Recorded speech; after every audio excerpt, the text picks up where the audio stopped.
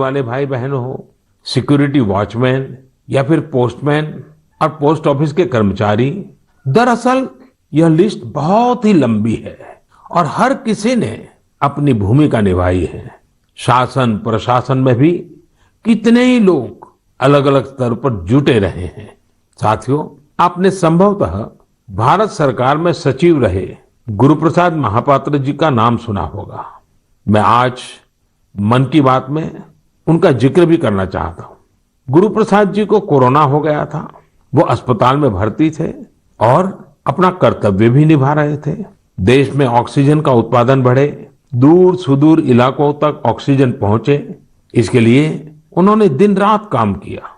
एक तरफ कोर्ट कचहरी का चक्कर, मीडिया का प्रेशर, एक साथ कई मोर्चों पर वो लड़ते रहे। बीमारी के दौरान उन्होंने काम करना बंद नहीं किया।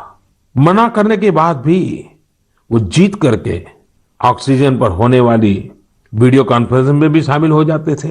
देशवासियों की इतनी चिंता थी उन्हें, वो अस्पताल के बेड पर खुद की परवाह किए बिना देश के लोगों तक ऑक्सीजन पहुंचाने के लिए इंतजाम में जुटे रहे। हम सबके लिए दुखद है कि इस कर्मयोगी को भी देश ने खो दिया है। कोरोना ने उन्हें हमसे छीन लिया है। ऐसे अनगिनत लोग हैं जिनकी चर्चा कभी हो नहीं पाई। ऐसे हर व्यक्ति को हमारी श्रद्धांजलि यही होगी कि हम कोविड प्रोटोकॉल का पूरी तरह पालन करें, वैक्सीन जरूर लगवाएं। मेरे प्यारे देशवासियों, मन की बात की सबसे अच्छी बात यह है कि इसमें मुझसे ज्यादा आप सबका योगदान रहता है। अभी मैंने माय गॉव में एक पोस्ट देखी जो चेन्नई के थिरु आर गुरुप्रसाद जी की है। उन्होंने जो लिखा है वो जानकर आपको भी अच्छा लगेगा। उन्होंने लिखा है कि वो मन की बात प्रोग्राम के रेगुलर लिसनर है। गुरुप्रसाद जी की पोस्ट से अब मैं कुछ पंक्तियां कोट कर रहा हूं। उन्होंने लिखा है, जब भी आप तमिलनाडु के बारे में बात करते हैं तो मेरा इंटरेस्ट और भी बढ़ जाता है। आपने तमिल भाषा और तमिल संस्कृति की महानता, तमिल त्योहारों और तमिलनाडु के प्रमुख स्थानों की चर्चा की है। गुरुप्रसाद जी आगे लिखते हैं कि मन की बात में मैंने तमिलनाडु के लोगों की उपलब्धियों के बारे में भी कई बार बताया है। थिरुकुरल के प्रति आपके प्यार और थिरुवल्लुवर जी के प्रति आपके आदर का तो कहना ही क्या। इसलिए मैंने मन की बात में आपने जो कुछ भी तमिलनाडु के बारे में बोला है उन सबको संकलित कर एक ई बुक तैयार की है। क्या आप इस ई बुक को लेकर कुछ बोलेंगे और इसे नमो ऐप पर भी रिलीज करेंगे? धन्यवाद। ये मैं गुरुप्रसाद जी का पत्र आपके सामने पढ़ रहा था। गुरुप्रसाद जी, आपकी ये पोस्ट पढ़कर बहुत आनंद आया। अब आप अपनी ई बुक में एक और पेज जोड़ दीजिए। नान तमिल कला चाराक्तिन पेरिय अभिमानी, नान उलगतलय पलमयान तमिल मोलियन पेरिय अभिमानी। उच्चारण का दोष अवश्य होगा, लेकिन मेरा प्रयास और मेरा प्रेम कभी भी कम नहीं होगा। जो तमिल भाषी नहीं है उन्हें मैं बताना चाहता हूं, गुरुप्रसाद जी को मैंने कहा है, मैं तमिल संस्कृति का बहुत बड़ा प्रशंसक हूं। मैं दुनिया की सबसे पुरानी भाषा तमिल का बड़ा प्रशंसक हूं। साथियों, हर हिंदुस्तानी को विश्व की सबसे पुरातन भाषा हमारे देश की है, इसका गुणगान करना ही चाहिए, उस पर गर्व महसूस करना चाहिए। मैं भी तमिल को लेकर बहुत गर्व करता हूं। गुरुप्रसाद जी, आपका यह प्रयास मेरे लिए एक नई दृष्टि देने वाला है, क्योंकि मैं मन की बात करता हूं तो सहज सरल तरीके से अपनी बात रखता हूं। मुझे नहीं मालूम था कि इसका ये भी एक एलिमेंट था। आपने जब पुरानी सारी बातों को इकट्ठा किया तो मैंने भी उसे एक बार नहीं बल्कि 2 बार पढ़ा। गुरुप्रसाद जी, आपकी इस बुक को मैं नमो ऐप पर जरूर अपलोड करवाऊंगा। भविष्य के प्रयासों के लिए आपको बहुत बहुत शुभकामनाएं। मेरे प्यारे देशवासियों, आज हमने कोरोना की कठिनाइयों और सावधानियों पर बात की। देश और देशवासियों की कई उपलब्धियों पर भी चर्चा की। अब एक और बड़ा अवसर भी हमारे सामने है। 15 अगस्त भी आने वाला है। आजादी के 75 वर्ष का अमृत महोत्सव हमारे लिए बहुत बड़ी प्रेरणा है। हम देश के लिए जीना सीखें। आजादी की जंग देश के लिए मरने वालों की कथा है। आजादी के बाद के इस समय को हमें देश के लिए जीने वालों की कथा बनाना है। हमारा मंत्र होना चाहिए इंडिया फर्स्ट। हमारे এদিকে 3 দিন ধরে মায়ের দেহ আগলে বসে মেয়ে। ট্যাংরায় মায়ের দেহ নিয়ে বাড়িতে মানসিক ভারসাম্যহীন তরুণী। পুলিশের প্রাথমিক অনুমান অজ্ঞান ভেবে দেহ আগলে রাখেন ওই তরুণী। এই মুহূর্তে আমার সঙ্গে সরাসরি রয়েছেন প্রতিনিধি সুশোভন ভট্টাচার্য। সুশোভন, রবিনসন স্ট্রিট কাণ্ডের ছায়া আমরা দেখতে পাচ্ছি এই ঘটনায়, যেখানে মায়ের দেহ আগলে রয়েছেন মেয়ে প্রায় 3 দিন ধরে। ঠিক কি তথ্য পাচ্ছ? প্রতিবেশীরা কি বলছেন? দেখুন, প্রতিবেশীরা বলছেন যে মা জীবিত আছে সেটাই মূলত জানতেন। 2-3 দিন পরেই কিন্তু মূলত গন্ধ ছাড়ে এবং তারপরেই কিন্তু তারা বুঝতে পারেন। তোমাকে দেখাচ্ছি সেই বাড়িটা, এবং মূলত সেই বাড়িতে মেয়ে এখনো পর্যন্ত সোমা দাস তিনি রয়েছেন। মা কৃষ্ণা দাস তিনি মারা গেছেন। প্রথমে মেয়ে মানতে চাননি। স্থানীয়রা প্রথমে দুর্গন্ধ পান এবং তারপরে কিন্তু স্থানীয়রা বলেন যে মূলত দুর্গন্ধ পাওয়া যাচ্ছে, যদিও মেয়ে প্রথমে স্বীকার করেননি এবং কারোর সঙ্গে যোগাযোগ ছিল না, এবং 2-3 দিন আগেই মারা গেছে বলে স্থানীয়দের অনুমান। আমার সঙ্গে রয়েছেন স্থানীয় এক বাসিন্দা। তাকে মূলত একটা কথা জিজ্ঞাসা করব যে এখানে কতদিন ধরে এনারা থাকেন আর কতদিন আগে মারা গেছে বলে আপনারা বুঝতে পারছেন? আপনারা খবর গন্ধ পেয়ে যা গন্ধ আর পচা গলা অবস্থা, মনে হচ্ছে 3-4 দিন হয়ে গেছে, হয়তো 3-4 দিন হয়ে গেছে। এই জন্য এত পচা গলা, পোকা হয়ে গেছিল, পুরো পোকা ধরে নিয়েছিল, পুরো পোকা ধরে নিয়েছিল। মানে আমরা কালকে যখন পুলিশ ভেঙে ওনাদের বার করছে তখন দেখলাম পুরো পচা গলা অবস্থা, পোকা বেরোচ্ছে আর প্রচুর দুর্গন্ধ। আর মেয়েটার অবস্থা খুবই খারাপ, সাইকোটিস মানে আছে। এর আগে একদিন মেয়েটা পাতকুয়াতে পড়ে গেছিল, তো আমরাই সব তুলে দিয়েছিলাম প্রশাসনের সঙ্গে, আমরা একসঙ্গে সহযোগিতা করে। আপনারা যখন এলেন জিজ্ঞাসা করেছিলেন মা কোথায় আছে, সেই কথা বলতে পারছেন না, বলছে ওই তো মা বলেই যাচ্ছে। মা মেয়েকে ট্রিটমেন্ট করাতে আমরা এনআরএস হসপিটালে পাঠিয়েছিলাম। তারপরে সুস্থ করে। তো আপনাকে একটা কথা জিজ্ঞাসা করবো দাদা, এদিকে একটু আসুন, এদিকটা এগিয়ে আসুন। সেটা হলো যে যখন আপনারা এসেছিলেন কি বললো, মা কোথায় আছে কিছু বলছিলেন? না, ও তো একটাই কথা বলছে আমার মা বেঁচে আছে। তা আমরা বিগত 5 জুন মা মেয়ে দুজনকে ট্রিটমেন্ট করতে পাঠিয়েছিলাম এনআরএস হসপিটাল টাঙ্গা থানা সহযোগিতা নিয়ে। তারপরে মাকে ভর্তি না নিয়েছে বলে ছবিটা আপনাদের চ্যানেলকে আমি পাঠিয়ে দিয়েছি। আচ্ছা, ওই পাঠিয়ে দিয়েছি। তো মা টাঙ্গা থানা আমাদের যথেষ্ট হেল্প করেন। তো বুঝতেই পারছো যে ইতিমধ্যেই কিন্তু সেই দেহ উদ্ধার করেছে এবং মেয়ে এখনো পর্যন্ত এখানে রয়েছে, মানসিকভাবে অস্থিরতা রয়েছে। সেই জন্য পুলিশ ইতিমধ্যেই কিন্তু পুরো বিষয়ে খতিয়ে দেখছে। প্রয়োজনে যে মেন্টালি যদি কোনো ডাক্তারি প্রয়োজন হয়, যে সাইকোলজি ডাক্তার তার সাহায্য নেওয়া হবে। যদিও স্থানীয়রা বলছেন যে দীর্ঘদিন তার বাবা বাড়ি থেকে শুধুমাত্র মা এবং মেয়ে এই দুজনই থাকতেন, অন্য কোনো আত্মীয় বা পরিবারের অন্য কোনো সদস্য কি বাড়িতে ছিলেন না? একেবারেই তাই। এই তোমাকে আমি বাড়িটা মূলত দেখাবো, যে এই দুতলা বাড়ি, এই দুতলা বাড়িতে মূলত মা এবং মেয়ে একাই থাকতেন। ধীরেন দাস তিনি অবসরপ্রাপ্ত রেলকর্মী, তিনি মারা যাওয়ার পর থেকে মা এবং মেয়ে থাকতেন, কারোর সঙ্গে যোগাযোগ ছিলেন না। 2 বোন রয়েছেন, 2 বোনও সেরকম ভাবে বাড়িতে আসতেন না। এই বৃদ্ধ মা এবং মাই যখন এখানেই থাকতেন, বৃদ্ধা মা মারা যাওয়ার পরে কিন্তু কোনোভাবে কারোর সঙ্গে যোগাযোগ করেনি এবং পচা গলা যখন হয়ে যায়, তারপরে যখন গন্ধ ছাড়ে, তখনই স্থানীয়রা জানতে পারেন এবং স্থানীয়রা এখানে আসেন। তারপরে পুলিশকে খবর দেওয়া যায়। যদিও পুলিশ সূত্রে খবর যে মেয়ে প্রথমে স্বীকার করতে চাননি, মেয়ে প্রথমে মানসিক অস্থিরতা বুঝতে পারেন পুলিশ, এবং তারপর পুলিশ ঘটনাস্থলে এসে দেহটিকে উদ্ধার করেছে এবং চিকিৎসকদের সঙ্গে পুলিশ ইতিমধ্যে যোগাযোগ করা শুরু করেছে। ধন্যবাদ সুশোভন। বলছে দাদা একটু দুর্গন্ধ বেরোচ্ছে। আমি কি তাহলে কি মারা গেছে? বলে সকাল কালকে থেকে আমরা দেখার পর দেখি হ্যাঁ সত্যি গন্ধ বেরোচ্ছে।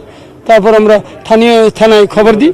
মেয়ে তো অলরেডি কোনো কথাই বলতে পারে না, কোনো কথাই বলে না, কোনো তার মুখ দিয়ে কোনো রেসপন্স বেরোচ্ছে না। মহিলা কিছু করেনি, যখন ঘরে ঢুকেছিল বডি ঢোকার আনার জন্য, তখন ওই মহিলাটা একটু করছিল যে নিয়ে যেতে দেবো না, ওই জাস্ট ওই একটু করছিল না, আমি নিয়ে যেতে দেবো না বডি, এরকম একটা ব্যাপার। না ঝাড়া ফাটা না, জাস্ট মুখেই বলছিল ওইটুখানি, আর কিছু না। দেবাঞ্জন দেবের আরো কুকীর্তি ফাঁস। জিমেও আইএএস পরিচয় দিত এই দেবাঞ্জন। সেখানে নীলবাতি গাড়ি নিয়ে যেতেন দেবাঞ্জন দেব। জিম করার সময় সশস্ত্র দেহরক্ষী থাকতেন, অর্থাৎ তার আরো জালিয়াতি, একের পর এক জালিয়াতি প্রকাশ্যে আসছে। এই মুহূর্তে আমার সঙ্গে অর্পিতা হাজরা রয়েছেন। অর্পিতা, জিমে গিয়েও ভুয়ো পরিচয় দিয়েছিলেন আইএএস, ভুয়ো আইএএস।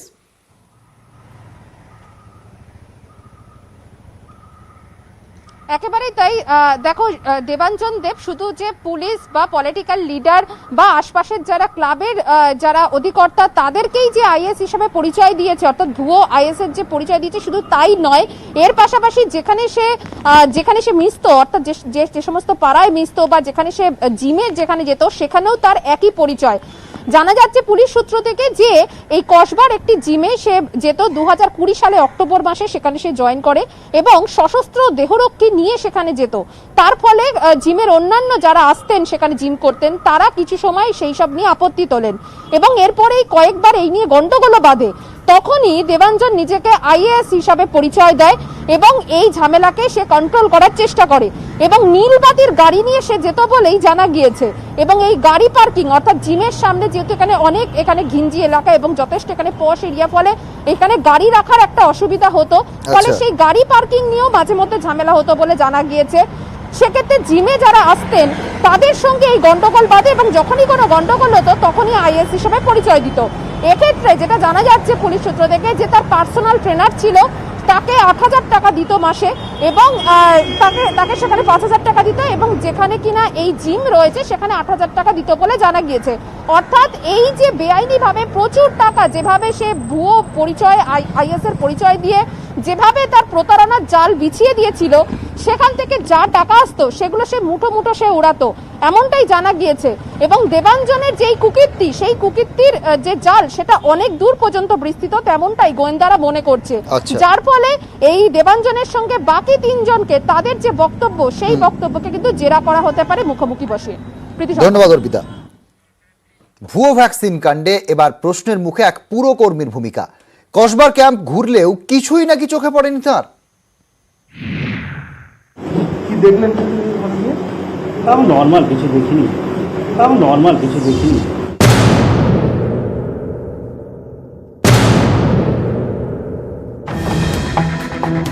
পুরসভার ব্যানার ঝুলিয়ে ভুয়ো ভ্যাকসিনের ক্যাম্প। শুধু সাধারণ মানুষ নন, ক্যাম্পের আসল রূপ ধরতে পারেনি খোদ পুরকর্মীও। এমনই চাঞ্চল্যকর তথ্য প্রকাশ্যে এলো শনিবার। আপনি এখানে কি ফার্মাসিস্ট না? Metropolitan incharge. ওটা কি বার ছিল, ওই দিনই আমাকে যেদিন পাঠিয়েছিলেন ওই দিনে আমাকে নির্দেশ এসেছিল ওখানে ঘোরার জন্য, সহজে ধরার উপায় ছিল না। নিউজ 18 বাংলার হাতে আসা তথ্য বলছে, কসবার এই ক্যাম্প ঘুরে দেখেন এক পুরকর্মী, কিন্তু কিছুই চোখে পড়েনি তার। কসবায় ক্যাম্প হচ্ছে জানার পর ডেপুটি সিএমওএইচ কে বিষয়টি জানান কলকাতা পুরসভার 107 নম্বর ওয়ার্ডের কোঅর্ডিনেটর সুশান্ত ঘোষ। নিউজ 18 বাংলাকে সুশান্ত জানান, ঘটনার দিন বেলা 11টায় পুরসভার ডেপুটি সিএমওএইচ তরুণ সাপুইকে ফোনে এই ক্যাম্পের কথা জানায়। তরুণ বাবু মেডিকেল অফিসারকে ঘটনাস্থলে পাঠান। ওয়ার্ড কোঅর্ডিনেটর তো নির্দেশ দিলেন, কিন্তু সেই নির্দেশ মতো কাজ হলো কি? সূত্রের খবর, এরপর শুরু হয় দায়িত্ব হস্তান্তরের পালা। ডেপুটি সিএমওএইচ নির্দেশ দেন ওয়ার্ড মেডিকেল অফিসারকে। অভিযোগ, ওয়ার্ড মেডিকেল অফিসার নিজে না গিয়ে ক্যাম্পে পাঠান ভেক্টর কন্ট্রোল অফিসারকে। পুরসভার ভেক্টর কন্ট্রোল অফিসারদের কাজ মূলত পুরো এলাকার পরিচ্ছন্নতার দিকে নজর রাখা, যাতে অস্বাস্থ্যকর পরিবেশ থেকে কোনো পতঙ্গবাহিত রোগ না ছড়ায়। এমনই এক পুরকর্মী যান কসবার ক্যাম্পে। সূত্রের দাবি, ভুয়ো ভ্যাকসিন ক্যাম্প ঘুরে এসে তিনি জানান সেখানে বেনিয়ম কিছুই চোখে পড়েনি। নিউজ 18 বাংলা প্রতিনিধির কাছে সে কথা স্বীকারও করেন তিনি। কি দেখলেন? তাও নর্মাল কিছু দেখিনি। সুশান্তদা তো ডেপুটি সিএমএইচ কে বলেছিল ওখানে ভ্যাকসিনেশনের ক্যাম্প হচ্ছে, দেখুন। তারপর ডেপুটি সিএমএইচ তো এখানে বলেছিল, পাঠিয়েছিলেন। তারপর আপনি গেছিলেন না? আপনি এখানে কি ফার্মাসিস্ট না? Metropolitan incharge. ওটা কি বার ছিল, ওই দিনই আমাকে যেদিন পাঠিয়েছিলেন ওই দিনে আমাকে নির্দেশ এসেছিল ওখানে ঘোরার জন্য, সহজে ধরার উপায় ছিল না। কেএমসি সব সেট আপ নিয়ে বসে রয়েছে, আইকার টাইকার থেকে আরম্ভ করে জয়েন্ট সেক্রেটারি কর্পোরেশনের পরিচয় দিচ্ছে। আপনি কি ওই মানে আইএস এর সঙ্গে কথা বলেছিলেন? বলেছিলেন, হ্যাঁ বলেছিলাম, হেডকোয়ার্টারে ফোন করে কথা বলে দিয়েছিলাম। আপনি গেছিলেন, ডাক্তারবাবু জাননি? ডাক্তারবাবু পরে গেছিলেন, ডাকার পরে গেছিলেন। ডাকার পরে আমি ওখানে পৌঁছে তারপর সার্ভে ডাকলাম, তারপরে গেছিলাম। ডাক্তারবাবুর নামটা কি? দেবাশিস বারুই। এই পরিস্থিতিতে প্রশ্ন উঠছে, পুরসভার ব্যানারে ভুয়ো ক্যাম্প কি করে খোদ পুরকর্মীর চোখেই তা ধরা পড়ল না, নাকি এর নেপথ্যে রয়েছে অন্য গল্প? ক্যামেরায় সৌমেন দাসের সঙ্গে শঙ্কু সাঁতরা, নিউজ 18 বাংলা।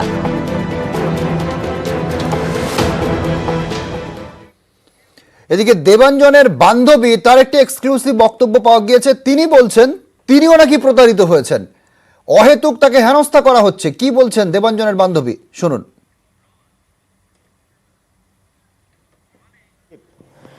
তিনি বিভিন্ন মানুষকে প্রতারণা করেছেন, প্রতারিত হয়েছেন বহু মানুষ, প্রতারিত হয়েছেন তার বান্ধবী। তিনি আমাদের সামনে রয়েছেন। আপনিও কি প্রতারিত হয়েছেন? হ্যাঁ, আমিও প্রতারিত হয়েছি। আর বান্ধবী বলে যেভাবে নিউজ চ্যানেলগুলোতে দেখানো হচ্ছে, বান্ধবী বলতে কিন্তু আমি সবার কাছে প্রতিবারই বলেছি আমি ওর বোনের বন্ধু। তো সুতরাং আমাকে একা এরকম ভাবে সব জায়গা থেকে প্রশ্ন করা হচ্ছে যে আমি দেবাঞ্জন দেবের বান্ধবী কিনা, আমি দেবাঞ্জন দেবের গার্লফ্রেন্ড কিনা, আমি রিলেশনশিপে আছি কিনা, সেইগুলো কিন্তু ভীষণভাবে হেনস্থা করা হচ্ছে এইবার। ও যে আইএস হয়েছে সেটা কি আপনারা জেনেছিলেন? হঠাৎ জানতে পারলাম যে ও আইএস হয়েছে। তো অবভিয়াসলি ডেফিনেটলি সবারই খুব গর্ববোধ হয় যে একজন চেনা কেউ একটা আইএস হয়েছে। আর ছোট থেকে হ্যাঁ ও ভালো ছিল, ট্যালেন্টেড ছিল, পড়াশোনার পাশাপাশি গান বাজনা, স্ক্রিপ্ট রাইটিং, তারপরে এইসব গল্প লিখতো। তো আমাদের কখনো সন্দেহ হয়নি, যে আর সন্দেহ হবেই বা কেন। আইএস বলেও পরে দেখছেন আইএস নয়। এই যে প্রতারণা, এটা কি আদৌ মেনে নিতে পারছেন এখনো পর্যন্ত? আমরা বন্ধু সার্কেলের কেউই মেনে নিতে পারছি না এই জিনিসটা। তো মিডিয়াতেই দেখলাম প্রথম যে এরকম হয়েছে। তো সবাই, আমরা পুরো সব বন্ধুরাই শকড। দেবাঞ্জন যা বলে গেছে, যা করে গেছে, সবকিছুই মিথ্যা। তার কারণ সবকিছুই তার মধ্যে ভুলভাল বকে গেছে।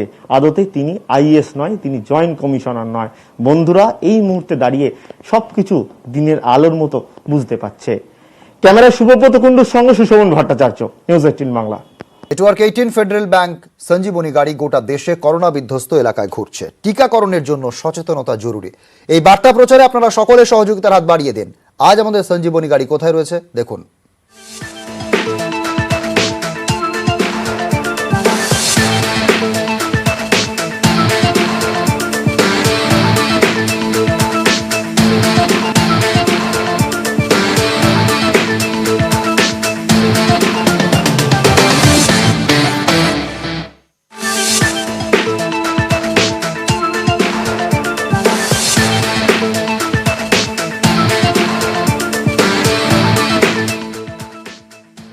আজকের বাংলা মানে আগামীর ভারত। একজন ব্যুরোক্রেট সফল হবার জন্য কি কেমিস্ট্রি দরকার? সরকারের উচ্চ পদের চাকরির জন্য তৈরি হচ্ছেন? কেন্দ্রীয় সরকারের এমন অফিস নেই যেখানে গিয়ে পাবেন না অন্তত রাইসের একজন প্রাক্তন ছাত্র নেই। আপনার স্বপ্ন পূরণে চাই রাইসের স্ট্র্যাটেজিক গাইডেন্স। অভিভাবকরা নিজেরা হাত ধরে নিয়ে এসে ছেলেমেয়েদের রাইস এডুকেশনে ভর্তি করছে। রাইস